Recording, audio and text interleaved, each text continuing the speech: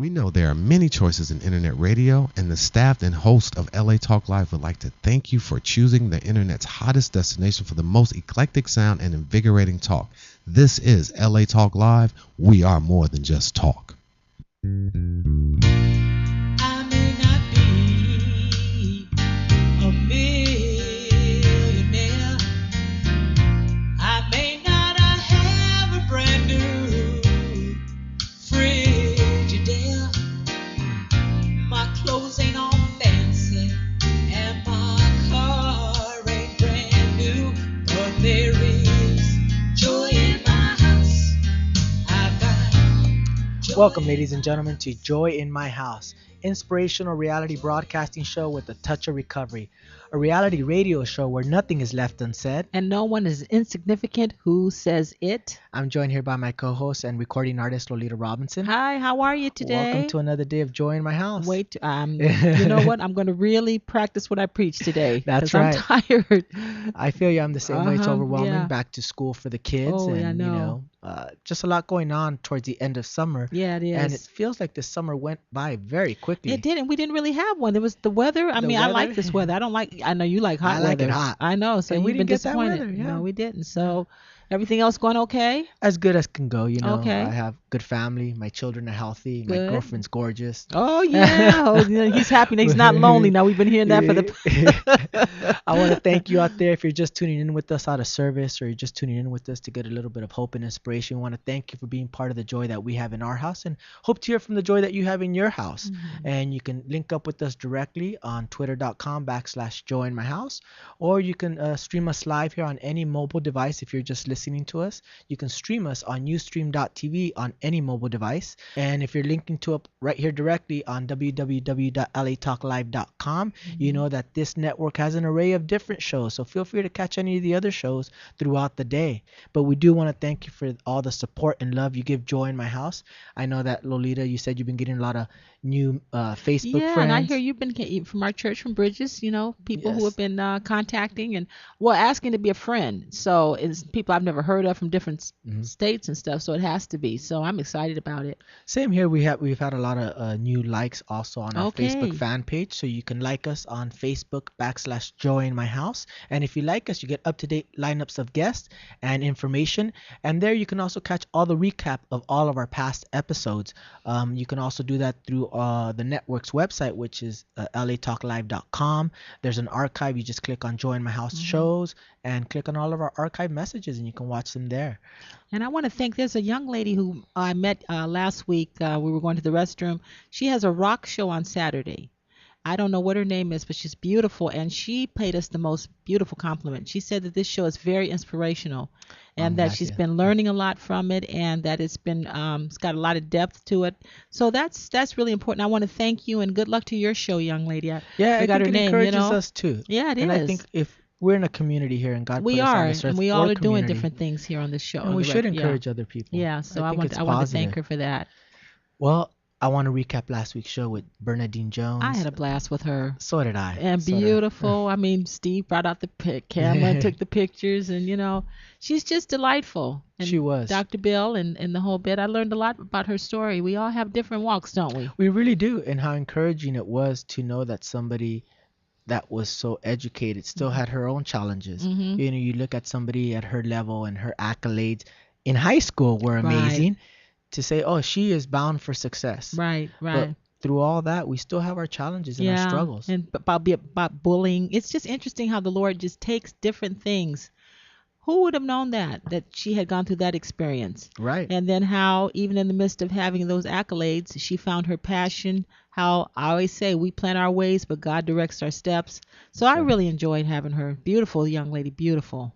Yeah, and I had a chance to sit down with Dr. Bill, and he'll be joining us. Will he? For our 2-hour Yeah, we got to special. tell everybody about that. We'll That start you just from- sprung on Van I Aaron. did. Hey, Van, our producer, he's wonderful. He's got his, is that Woods on your head? What's it say, Woods or Rock?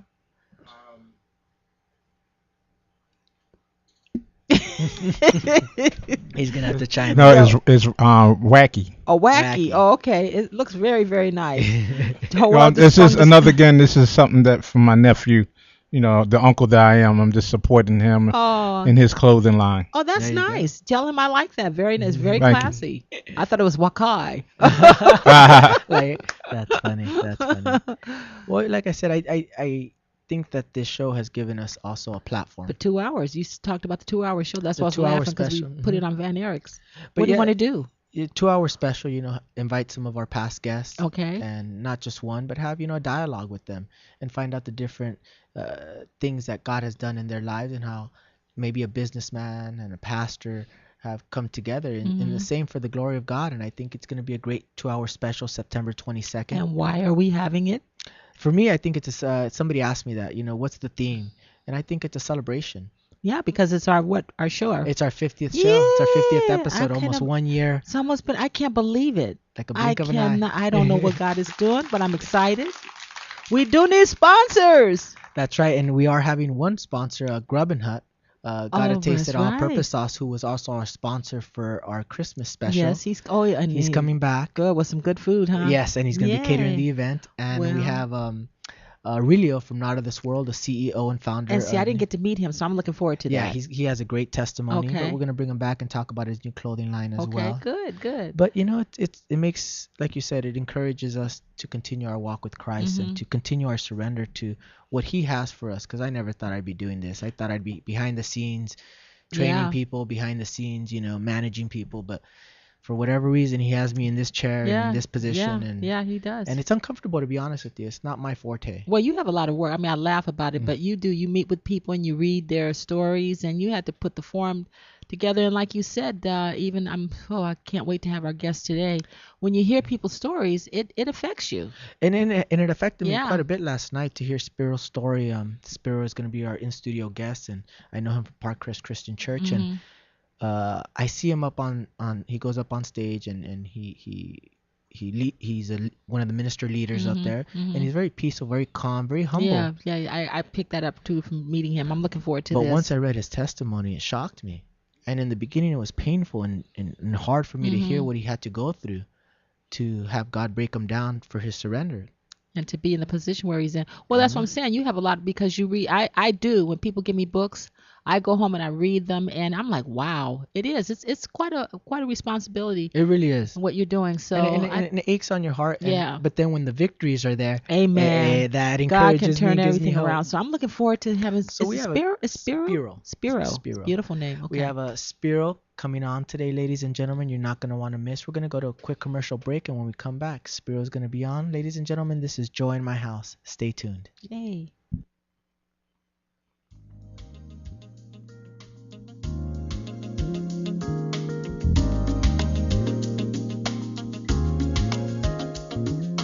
How can I forget you?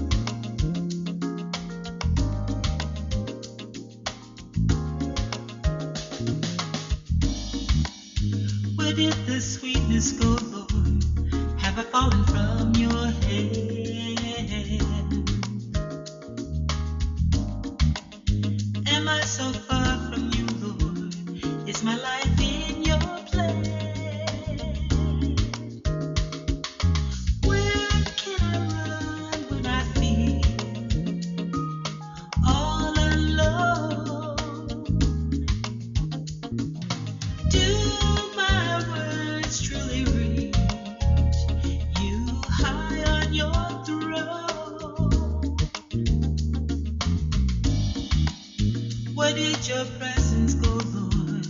Have you pushed me far from your mind? Where did our laughter go? Will you smile on me one more time?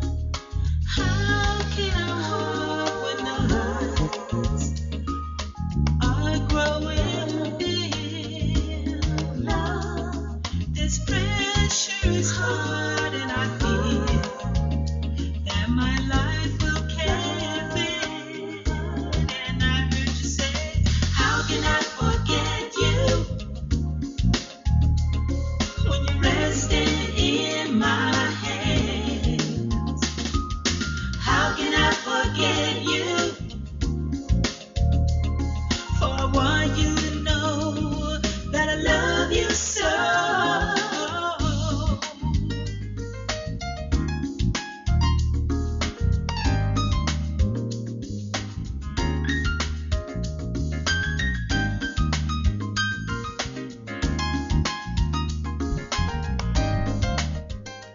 Welcome back, ladies and gentlemen, to Join My House, inspirational reality broadcasting show with a touch of recovery.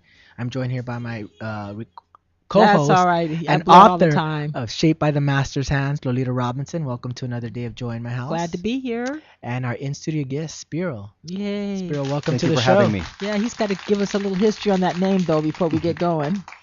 All right, so Spiro is a Greek name, and I'm named after my grandfather. I'm supposed to have my grandfather's first and middle name, but my mother didn't want to go for that, so I have both grandfathers' names. So I'm Spiro James, and they don't know what Spiro actually means. It either comes from an ancient Greek word shortened from basket, or for a shorter name of a priest in Greece that converted an entire island to Christianity.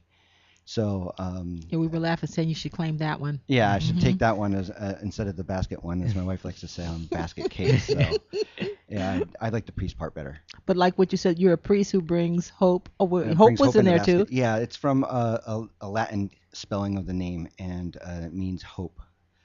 So it's sometimes I say I'm a priest who brings hope in a basket. That's it. Yeah. Okay, we love it. Well, I want to welcome you to the show. I know you through Parkcrest Christian Church, Celebrate Recovery. We go there, and Lolita's spoken there many of times and And our performed as mom, well. Miss Kathy Kathy Taylor. Taylor. Kathy Kathy Taylor Taylor, is yes. one Who of my is accountability partners. Mine and a good too. I friend. got to get with her soon. Kathy, I miss you, and we can have her for the 2 Well, hour special. I just spoke to her, and Okay, but she see? does a lot of work for the church itself. Yeah. Mhm. But through her, I've been going to Celebrate Recovery because of the landing program. They have the Mhm. teen recovery program there for my daughter. So I've been doing my Friday night at Parkcrest, and I see Spiro come on up quite a bit, and he does the announcements. And to be honest, he does quite more than just that. I see him always at the end setting up for the Crosstalk Cafe. He Oh, gets the that's so coffee, neat. and he's always hustling. Let me tell you, he's not walking. He Mhm. is. He's moving. He's moving, and when I see him speak out there, he has such peace and he's Mhm. very humble. Mm-hmm.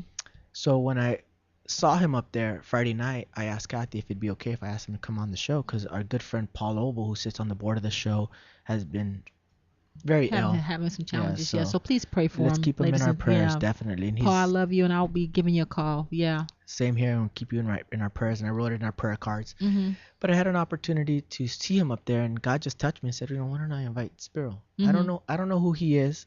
I don't know his story, but God really placed it in my heart. And then I went up to Kathy and I asked believe him. it. Yeah. I asked Kathy if it'd be okay if I asked, and I asked Spiro, and last minute Spiro said yes, I'll come. He sent me the testimony middle of the night, Friday night, and let me tell you, very powerful testimony. Thank And you. I want to thank you for your transparency Yeah, and coming really, on. for coming and on. Coming He on. shared a little bit, so I don't want to. Let's get right to it because I know you have something inspirational. Because there's a lot of people today, I'm sure, that have no hope. And the show is about bringing hope and Yes, encouragement to you yes. guys out there. So please feel free to engage with us. Our studio line is open at 323-247-7443 with any questions or comments. But let's get started on your interview, Spiro. Where'd you grow up?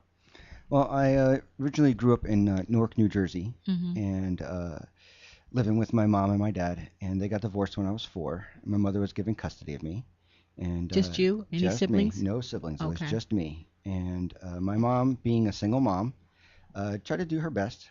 She was a waitress and she worked a lot, but I was on my own a lot as well. Yeah. So by the time I was even 6, I had RE to the apartment, and Wow. A lot of responsibility. I'd let myself in and microwave my own dinners if we had Wow. any dinner around. And, So you were a little man from the get go. Yep. And that's great that you're giving her accolades because she did the best she could. She was, trying to make a living for you guys. Was your dad helping out at all, or what? My dad had visitation rights, Mhm. and I got to see him on the weekends. I would he'd get off work at midnight, or sometimes have to get me at midnight on his way to work, and Wow. I would get my own bags ready and everything because I was so Gosh. eager to get out of the house and go see my dad and be with him for the weekend. Mm-hmm. Well, you did experience some abuse. What did you see? What did you experience? My mother, like I said, she had a hard time. She was very young. She had me when she was 19, Mm-hmm. and all her sisters already had gone and gotten married and had their own kids, and they didn't have the best lifestyle. And unfortunately, a lot of her issues in life came up as a parent, and she would neglect me a lot. I was left home alone a lot. Yeah. Wow. And then you never knew what was going to set my mom off. It'd be sometimes nothing. Sometimes as kids do things, we break things or we get in trouble. Unfortunately, though, she felt that the only way to deal with it was sometimes to physically beat me. Oh boy, And Sparrow. a lot of yelling and cursing, a lot of putting down, but every so often would be just getting hit a lot. Oh. And she was it was tough because sometimes it would you'd be awake at night and I would sit there and wonder why I had to live this way, which is why like when my dad was going to come get me, I had my bags packed, I was ready Did to he go. know what was going on? Yeah, but in CR we have that question that what is the family secret, and my abuse was the family secret. And back then this is you're going to the very early 80s. There wasn't a lot of social awareness of abuse, and so neighbors saw things and no one ever did And anything. never said It was anything. normal. It was normal. Well, How scary it must have been for you to not have, you were taking care of yourself yeah.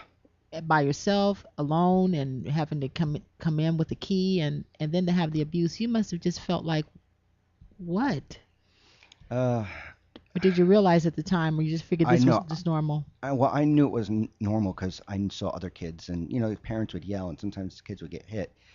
But kids wouldn't get dragged by their hair down flights of stairs. Oh. And, so you knew that this wasn't normal. There was times where you couldn't go to school because you didn't want the people to see. So you were any really, bruises or we're talking anything. about really battered. Yeah. Okay, And we're goodness. gonna touch on that. And like so, I got a chance to read the testimony last night, and I'm up till 11 o'clock reading this, and it's just strong in how God really does give us a lot of grace. But at 11 years old, you experienced one of the worst beatings. Yeah. It was a Sunday night. It was a really tough one. So my dad had gotten into a car accident and he couldn't drive, and so one of the family friends had brought me to my mom's house early from my dad's weekend visitation, and I did my due diligence.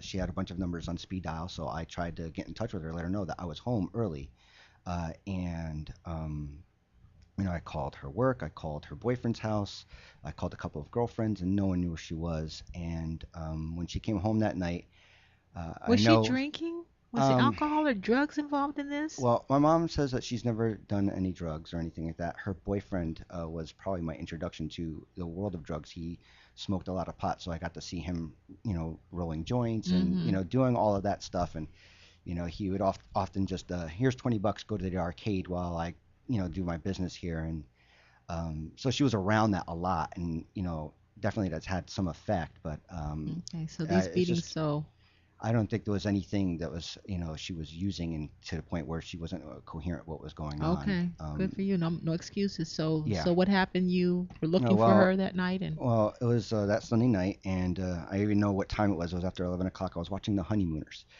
and she came home and was just incited that I was there and that I hadn't tried to contact her. And she, her bed was a mattress on the floor, and I was sitting on her bed up against the wall, and she would just start kicking me, and I had my face turned away so I wouldn't get hit straight in the face, and I had my arm covering my stomach so she couldn't hurt my stomach or my chest. And I was awake that whole night, and I don't think I ever stopped crying that night. It was just I was in so much pain, and that morning I got up and got myself dressed, and I went to school anyway. And it you was had to there have bruises and stuff on you. yeah, it was there in school. I was actually in school for a while before the teacher finally took notice of me. Teachers kind of learned to ignore the kids back signs. then. They and don't do it now. Yeah. No, they don't do that now. But back then, then, yeah. it was and you also knew how to cover yourself up. But there was no covering this up. I mean, my face was half covered in bruises. Oh, And so when she Spiro. finally took one look at me, she said, "Go to the nurse." And the nurse called the Department of Child Services, Family Services, and a social Hallelujah. worker came in and brought me to a hospital where I had to go through, X-rays and exams by a doctor, and because they wanted to make sure that none of the bones in my face were broken and none of the bones in my arm were broken, and fortunately nothing was broken. Except and for then, your spirit. yeah, I was just numb. Oh, By this time I was just gosh. numb. I was just wherever she brought me, I just went. had to go to the police department, and they had to take photos, and it's just you could just see the looks on all the adults' faces. I remember as a kid, everyone was just shocked, and I didn't know how to process anything because I was 11, Yeah. and And from it's there she brought me to live with my dad.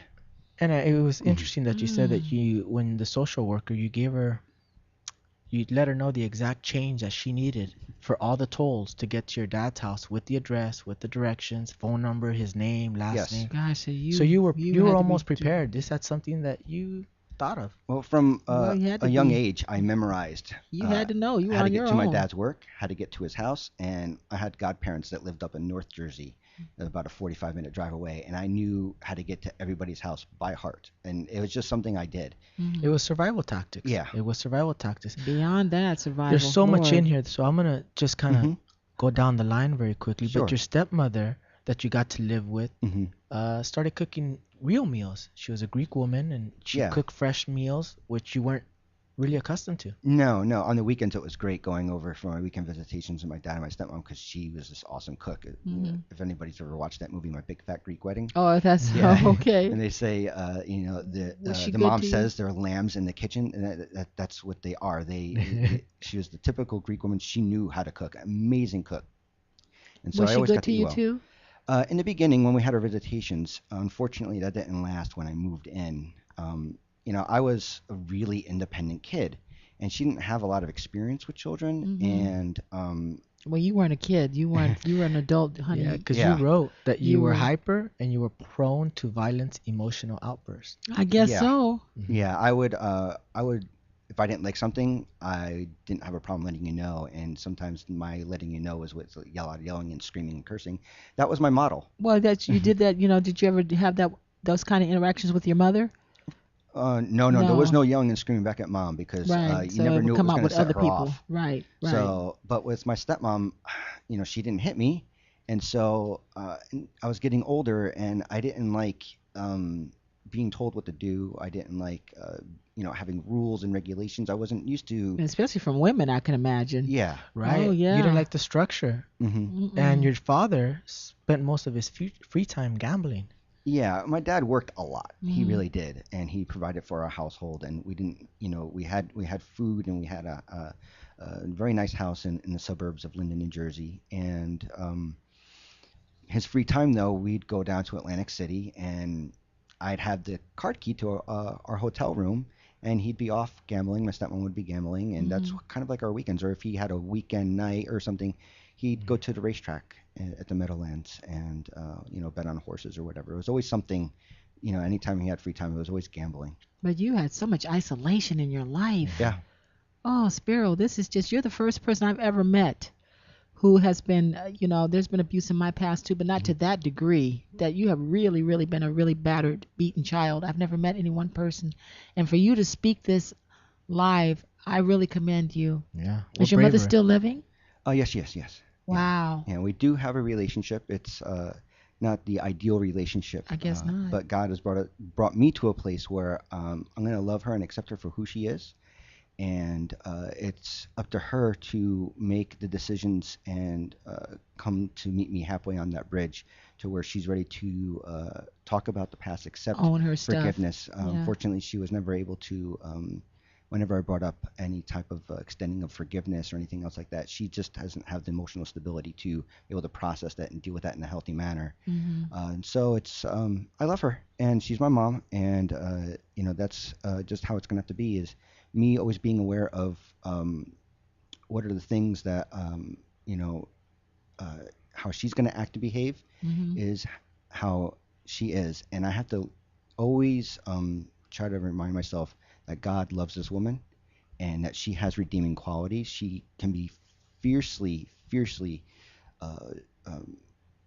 defensive for her children, and if she feels that anybody has done something against her, myself, or I have a younger brother now, she will be Is up he in not? arms. He's not in harm's way, do you think? No, not anymore. No, he's a young man now. He's 22. Okay. And, Did he go through what you went through? a little bit. When I moved out here, I saw some of the same repeating patterns, and So you got to see it wasn't you. It had nothing to do with you. no, it had nothing to do with me.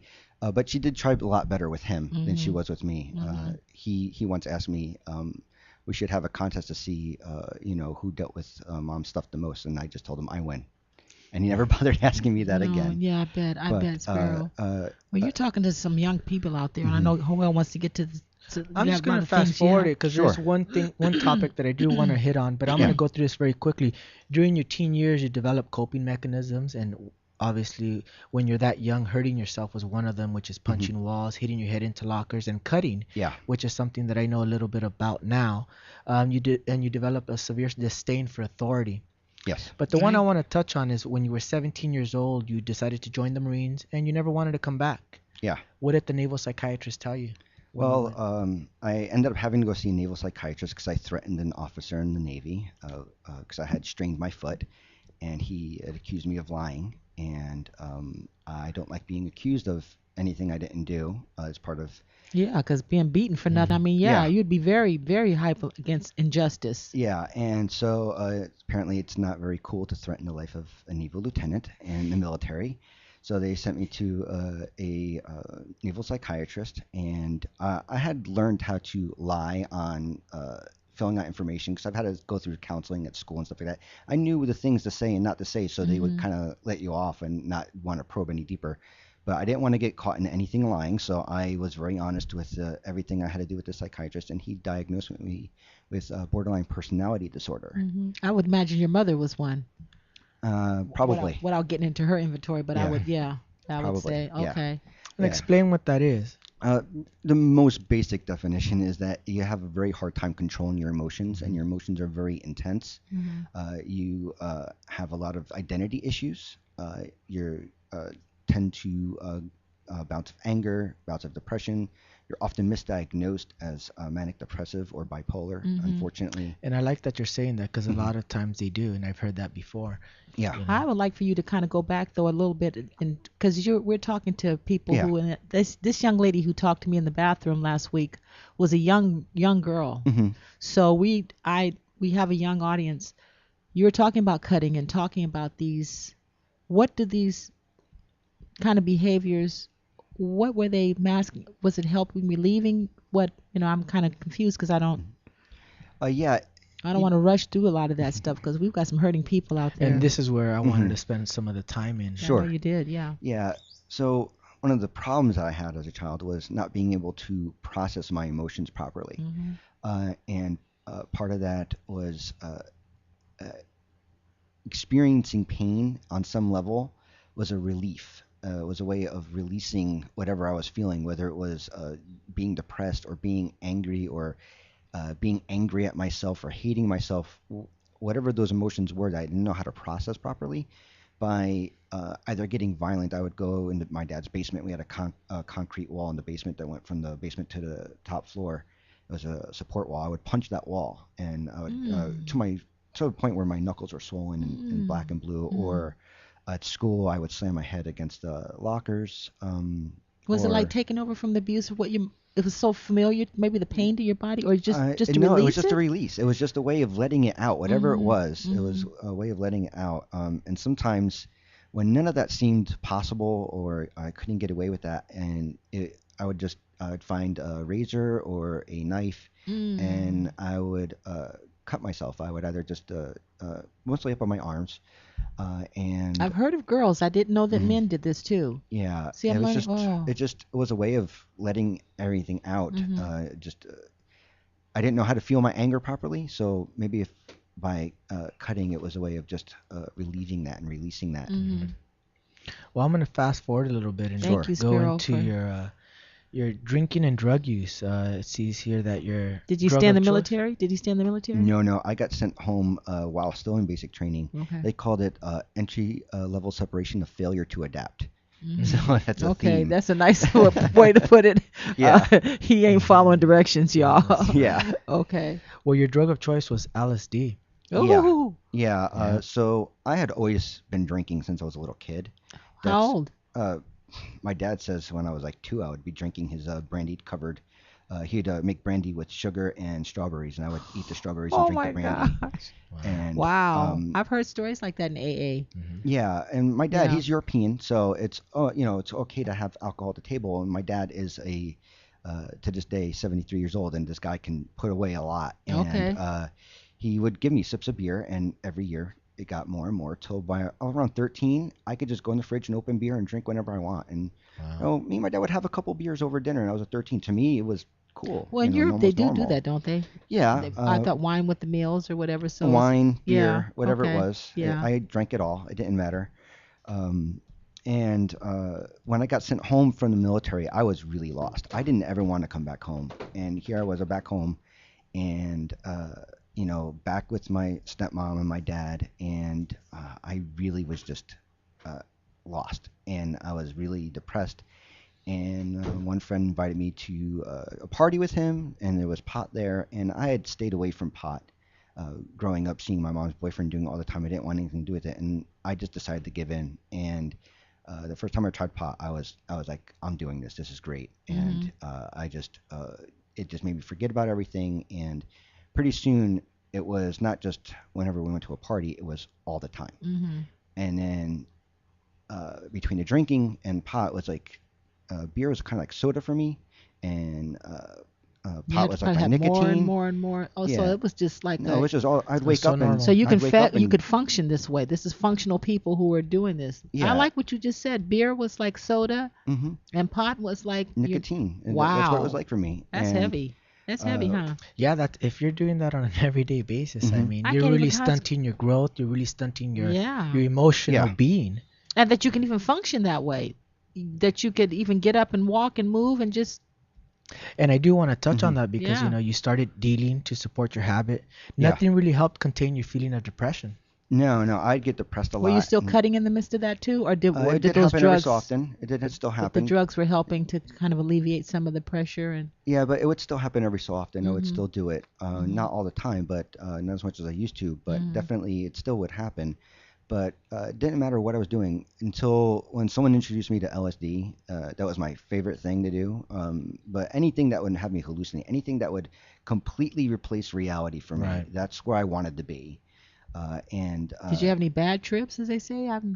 Not until I had a really bad one. Oh, okay. Yeah. Okay. Yeah. And I have here that you would have a couple of days of sobriety, and reading your testimony, I like the way Mhm. you put it. It was like you were gasping, like sitting in a sauna, and you would come up for air, It was like being underwater. like being Mhm. underwater. With the drugs and being, Yeah, so yeah. it was like for me, sobriety was like being underwater and coming up for air, and like when you're in warm water and you come up for air and the air is too cold outside, and so you just take a deep breath and you plunge yourself back in and You try to couldn't- you hold couldn't yourself handle- underwater for as long Yeah, as couldn't. possible, and that's what sobriety was like. It was like that Oh. gasp of air, but it's too cold to handle it, and so you have to go back underwater and just suffocate yourself again. That's powerful. That's why I wanted to mention That this. is really powerful. I That's can how you see. felt. Yeah. Yeah. That's probably how a lot of people feel. They don't know how to adapt with being sober and dealing without this stuff. They have no coping mechanism. Well, you had Exactly. none. Yeah, you had no I tools. I had no tools You whatsoever. had nothing. I No. mean, And then you ended up moving in with your friend who was drug dealing, Yes. and your friends called you a loyal friend. hmm Your friends called you the life of the party, Yes. but yet you were very dismayed. Yeah, Yeah. Inwardly, I really despised myself. I knew I had a very keen sense that I was a junkie. I would do anything and everything I had to get drugs and to get alcohol, and to not have it was horrible. To everybody else, yeah, I was, I'd go to the party. If there was a guy who jumped off a roof into a pool, I had to do a backflip. That Oh, was who I goodness. was. That was who I was. And if you were what I called a close friend, I was fiercely loyal to you. Mm-hmm. And so outwardly, everybody thought it was this, great guy. He's he's Like on my John side, Belushi, and party animal. yeah, like, party animal. what was or- that movie that was out? Yeah. Okay, but that Yeah, Animal exactly. House. Animal House. Yeah. Well, I'm gonna just quickly Mhm. touch on this. You were dating Jen, your high school sweetheart, Yes. and you wanted to be. I just want to ask him one Go ahead. question before we go there. Was Sure there a thing. grandparent or anybody in there where God was kind of? No. I'd like to see how God was maybe in looking back that there was a neighbor or somebody who was. No. There was no one like that. Whoa. Okay. There Well, this was is no really one gonna like be that. interesting how God got through all this. Okay. Yeah. So what were you gonna ask him about? No, Jen? Jen, your high school sweetheart. You wanted to be a good person for her. Yeah. Yeah. You met so her in high school. yeah, we went to different high schools, but I met her at her birthday party, and I asked her out, and we started dating from that point on. And by this time, she's going to college, and she's working, and she's moving on with life. And Was she drugging? and no, all that? no, she Good she girl. barely you drink a wine cooler. Oh, you know. wow. And yeah, we that book Men Are From Mars, Women Are From Venus. Yes. We are from two different planets. We really are. And I saw her moving on with life and doing well, and I wanted to be there with her. I wanted to be the guy that she really deserved, but I didn't believe that I could be that for her. We had a couple really bad breakups during those years. I would imagine being close to you must have meant to have a mother to be so volatile, so love and being close could not be safe. So No, you I probably didn't. do have a lot to sabotage. Yeah. I definitely had abandonment issues, and so it was easy to say, "You're getting too close. I have to push you away now." I bet. Yeah. Did you do it through anger and just starting fights? And We would get in arguments. I would I never laid a hand on her. I believe I saw that. that with my mother and her boyfriend. There was a lot of physicality, and I never wanted to be that. And my father and my stepmother had a wonderful relationship with each other. There was no violence in that relationship whatsoever with each other, and the only arguments that ever came up was because of me.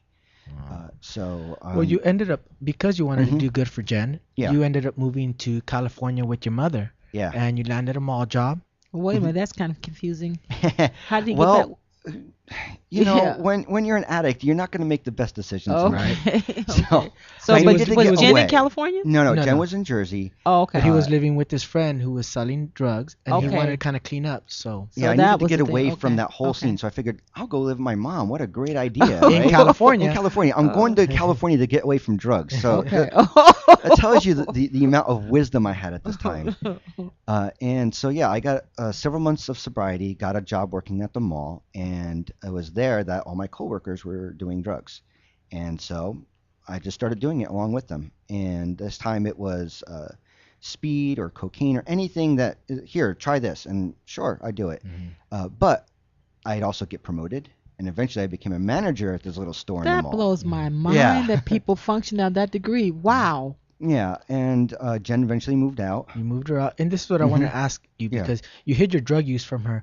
Did Yes. you feel in control of your drug use at the time, because you're getting promoted? Yeah. You have your apartment. Jen's coming out here to live with you.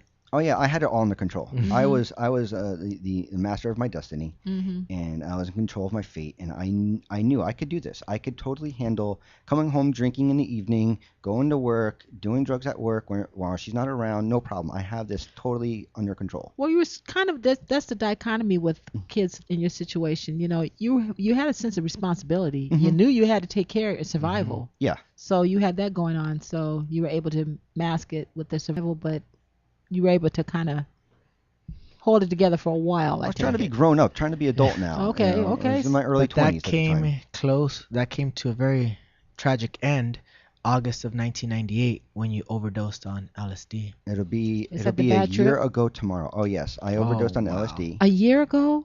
Well, not a year. I'm sorry. Tomorrow it'll be 15 years. Oh, I was about to say, uh, man, boy, 15 you have years. really have, No, you 15 know, years. whoa. Excuse me, a year ago. I was thinking year. No, 15 Whoa, years what to say, tomorrow Spiro? to the date. So it was August 12th, 1998. I overdosed on LSD, and I was released from the hospital the following morning. And it was during that walk where my secret came prevalent to me.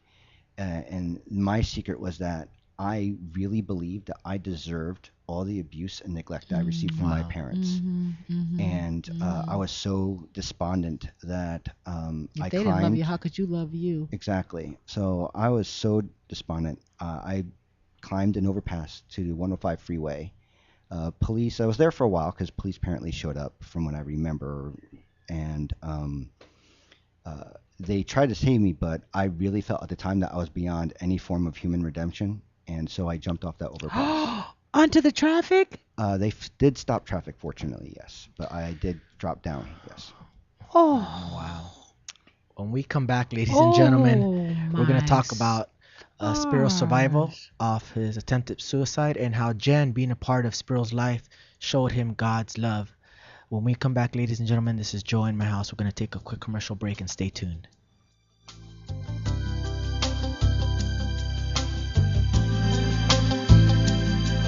My hope is built on nothing less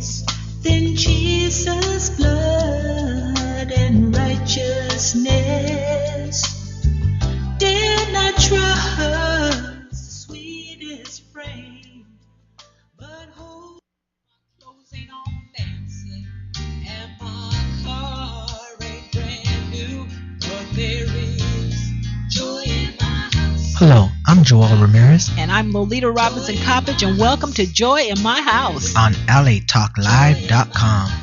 Inspirational radio with a touch of recovery. a reality show where nothing is left unsaid, And no one is insignificant who says it.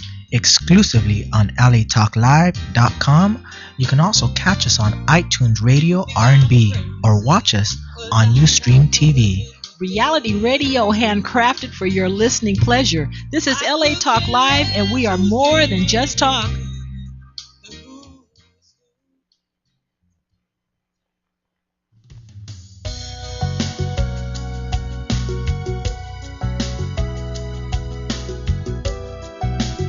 Welcome back, ladies and gentlemen, to Joy in My House, inspirational reality broadcasting show with a touch of recovery, a reality radio show where nothing is left unsaid. And no one is insignificant who says it. We're back here with Lolita Robinson, my co-host, and our in-studio guest Spiro, and Yes. we're coming back Oh, boy. to surviving his suicide attempt. For You those of you jumped. who are listening and viewing out there, the reason we're out here and we're having this opportunity to talk to Spiro is to bring some encouragement and hope to you in his despair and his hopelessness. Even in his attempt to commit suicide, he still found hope. So no matter what your story is out there, God's grace is bigger. God's love is bigger. So let's get back to you, Spiro. Sure. You survived How long was the your standoff? suicide. You know. I don't know. Okay. Yeah, All right, I go really ahead. don't remember. Okay, go ahead. So you jumped. Yeah, it was about a 40-foot fall, and which later on I would learn is more than enough to actually kill a human being. And I basically had what amounted to was just some injuries. Wow. Yeah. Did you feel anything supernatural? Because you know angels were there. Not I mean, at you that know, moment, God, no. at that point, did you have any kind of out-of-body experiences No. or no? No. Oh, Spiro, wow. No. I remember kind of coming to on the freeway and passing out again, but that's really about it. I remember the next thing I know, I'm in the hospital, waking up, and there's tubes in my mouth, and I'm just in the ICU, and there was no worse feeling in the world. That was my worst day, was to wake up and realize I was alive and wanted nothing more just to be dead. Wow. Yeah. What goes through somebody's mind if you can talk to people out there who suicide is really on the rise? Yeah. What goes through people who have family? What goes through somebody's mind, Spiro, when you're in that state? I just wanted it to be over with it. I was just so tired. And, you know, we addicts, we say we get sick and tired of being sick and tired. I was to that point where I just thought that was the only way to be done with it all.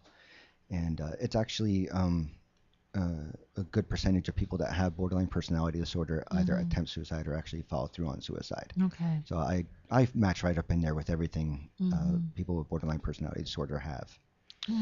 And during your hospital stay, you kept hearing this word, Now, miracle. Yes, miracle. So a couple of things that happened. As a result of the fall, I had a contusion of the brain. So my brain swelled up to fill my skull. And the doctors were considering surgery to relieve the pressure. Otherwise, I could have brain damage. And within a day, my brain just went back down to normal. And they couldn't explain it. And so the nurse was like, that's a miracle. My heart had taken a lot of shock. And so they thought heart damage. And they did an EKG, and my heart was normal. Wow. So again, No broken bones? oh yes, I broke plenty of bones. Okay, okay. Yeah, I did. But those are major things. Yeah, and so you just hear this word, miracle, and it just keep on coming up again and again.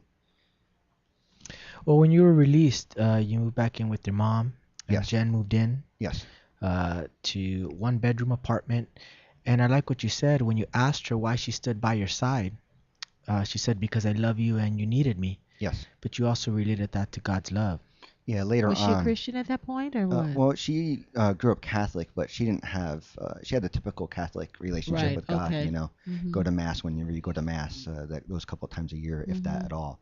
She didn't have an actual relationship with God at that point. No, it was just later on, as I was going through coming to a relationship with Christ, that looking back on that, I realized that was what God's definition of love is for us.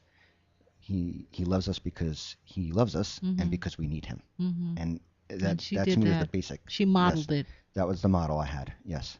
And I think that also encouraged you, if she can love you, coming to meet Mike Lewis, Yes. who was a non-drug user, paraphrased, Yeah. and I'll paraphrase Matthew 5, verse 45, whether we're good or bad in this life, we all suffer, but God loves us anyways. And you were saying perhaps he loves you too. And Yeah. who's Mike Lewis? Mike Lewis was the only non-drugging using friend I pretty much knew in California. He was a Christian.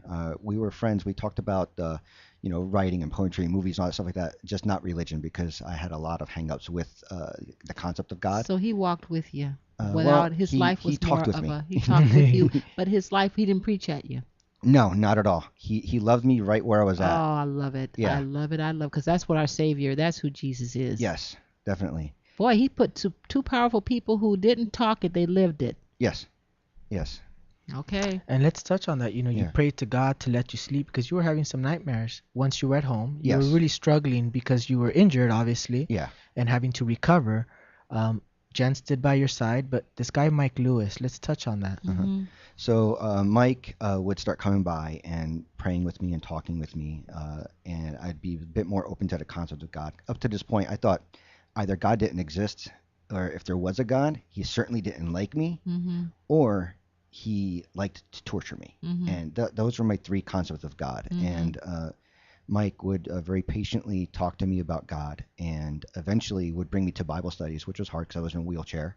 And then, Wow. Eventually he brought me to church, and it was a church where going to church with him and Bible study with him. Is So where I God really was started to softening your experience heart God. during this time? Yes, definitely. You knew it was a miracle. Was that because of the miracles that maybe It was that first prayer that I prayed to God. Mhm. So the nightmares that Joel was talking about is that I would relive that fall over and over and over again for the first couple of months after I was out of the hospital. And so I would only get 20 minutes or 30 minutes of sleep at a time. And when you have broken bones and you wake and your body's shaking with shock, it's really painful. And I would cry profusely and just all night long. And so after talking with Mike that first time, I actually prayed to God that night, and I said, God, I need one thing from you, and this is it. I just want sleep. And I fell asleep praying to God and woke up 7 hours later. And I did cry when I woke up. I saw the sun streaming through the window, and I saw that it was morning and that I had slept. And for the first time, I knew what it says in Scripture, that be still and know that I am God. And right then and there, I knew there was a God. He answered your prayer. Yes. Wasn't money, wasn't fame, wasn't power. God just give me a good night's sleep, Give you peace. some Yep. peace. And that's what he promises. My peace I give, not as the world gives. That means a whole lot, man. Yeah. This is heavy. Well, you worked the 12-step program. Yes. How do you get And there? you received- Well, court order. Oh. So, I show up in the court in a wheelchair and a cast on my leg. So you were in trouble. Were you in trouble for throwing yourself off that bridge? No, I was actually in trouble for overdosing on LSD. Oh, okay. And so there was, I don't know what the original charge was. It was dropped down to a misdemeanor, which is drunk in public, believe it or not. Intoxicated in public. Yeah, and even though I was in my apartment at the time, but I'll take that over the higher charge, whatever it was. Okay, yeah, really. And Another miracle. Yeah, and so I get sent to get told you have to go to 12-step program, and so all right, here I go. I started going to NA in a wheelchair. My wife would wheel me in and say, "See you later." So at this point, you and Jen are married. No, we're still living together. Oh, okay. Yeah, we had moved into an apartment on our own, and out of my mom's place, and I was going to NA, going to church, and I want to meet this woman. and she is an absolutely amazing woman. Oh, She doesn't think she is, but she Yes, is. you are, Jen. You were on the front lines. We think ministries in the in the missionary field. I mean, that is true, but honey, that's really being on the front lines. Yeah. And so it was through NA I would recognize I was an addict, but that's all I ever did. And I would go through the 12 steps there, and it just didn't connect. So Mike Lewis decided to go through, at that time it was called the 12 Steps for Christians, and he discipled me in But Christ. I didn't think he drank or did drugs. No, he didn't. But he just He found went it out through for it. him. He went for him. He did it for me. So he bought the books and materials. You're and kidding me. No, and we did the 12 Steps for Christians together. It took us 16 months to complete 12 steps, just he And and the man I. never did drugs. No. Oh. Oh, Mike. Mike is to this day he's my best friend. We've been best men at each other's weddings. Honey, he's beyond that. That's a brother beyond a brother. Oh, he oh is. my He God, is. I love his entire family. this is talking about witnessing, yeah. ladies and gentlemen. This is what witnessing is about. I Yes. want to go to school of your wife and of Mike because that's ministry. Yeah. Walking through with people. Yep. So Mike, he discipled me, and it was through the 12 steps for Christians, using those 12 steps and identifying that ultimately all of my pain, all of what I was going through was due to my separation from God. And it's only God was going to be able to heal me from everything, heal me from my addiction, heal me from having borderline personality disorder and all the things that are associated with that. It was using the tools that are provided through the 12 steps that I was able to identify everything that was going on in my life and turn it all over to God, surrender everything, and literally become a new person. And during this, because you work the 12 steps and you work them properly, you reconciled with your family. Yes. And when you got married to Jen in 2001, Yeah. your stepmom showed up. Yeah, I had been able to go back to Oh, Jersey. you had to be a miracle to them. They had to know God was real Yeah. to see what your life. Yeah, we actually had been estranged for a couple of years. When I moved out to California for the first time, I didn't even tell them I moved. They had no idea. They found out much later. And eventually I was able to go back to visit them. And my stepmother was dealing with cancer at the time. And at the time of when Jen and I got married, my stepmother had just recently had exploratory surgery. So they could try to find wherever else the cancer is traveling in her body. And she was told not to come out to our wedding. And she told the doctor, "You're going to let me miss my son's wedding?" Amazing. Oh, that's Yeah. amazing. She The came out record says anyway. She came Yep. out anyway. Is she Yeah. still with us today? No, fortunately not. 7 years ago, she did go home to the Lord. Okay. But we had a good 5 years where we were truly mother and son. Wow. Yeah, it was beautiful. amazing. This Again, is an God's grace. Amazing story. Again, God's grace. Yes. And let's talk about CR. Let's talk about CR. And you got children too, right? Yes, I have children. I have two lovely children. I have my son, Joshua, who's almost 7, and my daughter, Leah, who is 4. And you're gonna be a magnificent daddy, Spiro. Oh, thank you. And that's what we're going to Oh. touch on, being a father, Spiro. because I think a lot of Gosh, times what this is beautiful. our dreams are Mhm. and what God's vision is, it's much different. It's much different. Yes. And that surrender to what God has for us as opposed to what we think we want. And Yeah. people that probably you were able to touch. I don't know why God puts us through these things. You know, you wonder why did he give you the circumstances or allow you to be in that, but through your experience, the people that you can touch. Yeah, I don't know if God puts us through things. It's It's more or not less him, but- it's the world's just a broken, messed up place, and but God doesn't leave us there, and God, like we say, God will use a hurt, and so He doesn't waste a hurt. He does That's not right. waste a hurt, and so he take that and use that and show how God can do anything. And you know, when we go through CR and we see so many different stories, and you just see how God is alive and active, and how He can change people's lives. And putting together just such brokenness. You're Yes. right. He doesn't do this to us. Yeah. But he doesn't waste a hurt. I do like that from Yeah. Celebrate. Yeah.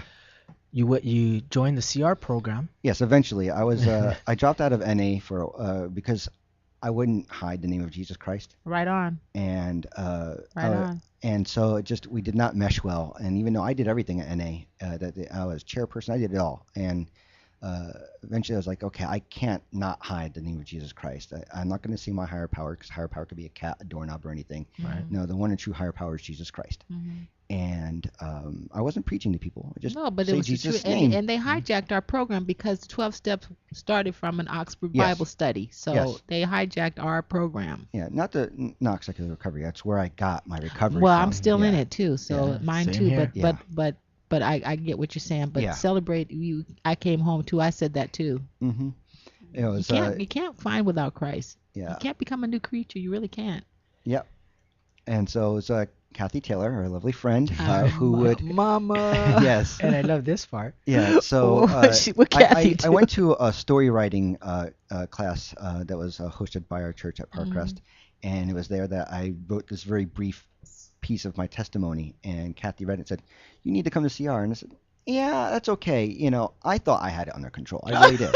You know, course. I'm As yeah, addicts, we Yeah, do. what as you're going addicts, we through, have it yeah. under control, Yeah, right? right. And so, you know, I'm working. I was at the time I was working, and I was sober and I was fine. That's And right. You've been for a in, couple yeah. of years, every Sunday, when you coming to CR Friday? You need to come to CR Friday. She got you too. Yeah, Yeah. yeah. And that's how she does it. She's an Mhm. amazing woman. She is. I call her my telephone line from God. When Kathy said something, do it. I just say yes, God. That's it. She's gonna love when she hears I this. She's gonna know. love when she hears this. And so I eventually showed up to CR, and I knew the moment I was there that first Friday night, I said, God wants me here. I'm I don't know home. for what for. I don't know what I'm going to do here, but God Mhm. wants me here. Mhm. And so you're Well, an active part of it now. Yes. I like to mention that you Your you leader, took right? on yeah, he became Yeah. a leader, but more than that to me was you had to become a father at home. Yeah. Yeah. Yeah, So what was when that my son like? when my Yeah. son was born, my wife and I made a conscious decision that I was going to stay home for a couple years. For the first Oh. couple years, to take care of him and raise him, and then when he was old enough to go in daycare, that's when I would go back to school, go back to work, and do the grown up thing and provide for a family. But we found out that my son was deaf and hard of hearing, and which provided unique challenges for us. Mhm. He needed a lot of speech therapy. There was a Mhm. lot of appointments to go to, So you know and sign language, obviously. we used to use sign language with Mhm. him, but since then we've stopped. Part of it, so we learned sign language. We did everything. I'd go to speech therapy with him. I'd volunteer at his school when he started going to school. I'd work with him at home, how to read, how to write. Wow. I did everything that a dad is supposed to do, and I was always with him. And even now, when he goes to school, I still volunteer at his school. He's going in first grade, but he has a hearing aid and a cochlear implant, Mhm. and so he actually speaks now and he listens. Oh, how And beautiful. Yeah, yeah, they've made great strides with that. yeah. And even today, I go to his speech therapy. I do a speech therapy with him at home. It's just part of what we do. But in through all of that, what started happening was that I didn't think that I was a good dad. I really didn't. Mhm. What CR was teaching me at that time, especially when I was going through the 12 steps, was that I had started getting this fear, and this fear started building up in me because I had been leading my own program, Mhm.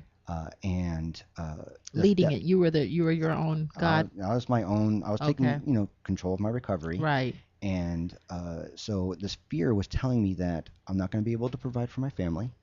When it is time for me to go back to work, I have nothing to fall back on but a high school degree.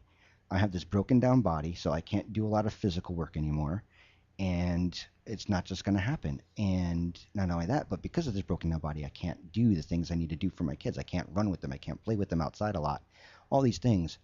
And it was through the 12 steps that I was able to identify that fear, turn it over to God, Mhm. and God showed me that ultimately He's the one that's going to provide for my family. It's not my job. It's Mhm. God's job to provide for my family. And Surrender. yeah, I surrendered That's a that over to amazing. little Him. word, but it's Mhm. powerful and big. Yes. I am going to take an excerpt out of your testimony here. It says, through the 12 steps, I was able to identify the fear and Mhm. relinquish it to God. I know that it isn't my job to provide for my family, it is God's job. So long as I continue to yield myself to Him, whether I obtain my dream of being a published author or I'm on disability, God will see us through this. And I know that while I am not to be a and I know that while I may not be the father I want to be, I'm the father my kids deserve. Oh. That That is is right. beautiful. Does he have time to say what joy in Yeah. his house means? Well, Go you ahead. ask the question. Well, the premise of the show is joy in my Oh. house. God has showed such grace and such redemption in you. Mhm. It inspires and encourages me, and I'm sure Lolita. Oh, But we yeah. always like to ask, what does joy in my house mean to you? It's ultimately joy in my house to me is having this peace that we talk about in the Serenity Prayer, and it is the peace that I'm free from all of the craziness of the world and Mhm. craziness of my former life, Mhm. and that it is the peace that God resides in me. He is my identity now, and it is through Him that through me, that God does His work. That's Wow. amazing. Thank you Thank- so much for sharing that. I want to thank you for coming Find on the the peace Thank show. you in so your much. life. Find the peace, people. Find the peace. I want you to join us next week. We have Pastor Lee Ann Pendergrass will be joining us next week. Ladies and gentlemen, this is Joy in My House. I want you guys to be blessed out there. Take care. And God bless. Watch us next week live at noon every Sunday. This is Joy in My House. Have a great and blessed day, ladies and gentlemen. Bye. Turn around and tell your neighbors all the great things God has done for you. The waves are crashing and they're praising. The trees are swaying